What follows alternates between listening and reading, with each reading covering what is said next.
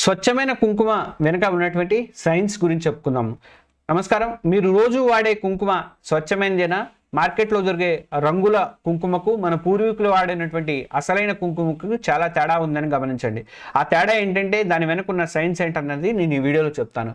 స్వచ్ఛమైన సాంప్రదాయ కుంకుమ కేవలం రెండు సహజమైన పదార్థాలతో తయారు చేస్తారు. పసుపు మరియు తడి సున్నము.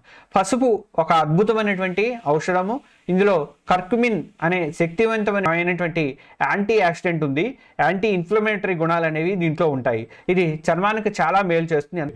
మరి పసుపచ్చగా ఉంటే కుంకుమ ఎర్రగా ఎలా మారుతుంది అంటే ఇక్కడే సైన్స్ ఉంది. క్షారగుణం ఉన్నటువంటి సున్నాన్ని పసుపుతో కలిపి నీటితో తడిపినప్పుడు ఒక రసాయన చర్య అనేది జరుగుతుంది. పసుపులోని కర్కుమిన్ సున్నంతో చర్య జరిపి దాని రంగుని ప్రకాశవంతమైన ఎరుపుగా మార్చుకుంటుంది. ఇది పూర్తిగా కూడా సహజమైనటువంటి ప్రక్రియ.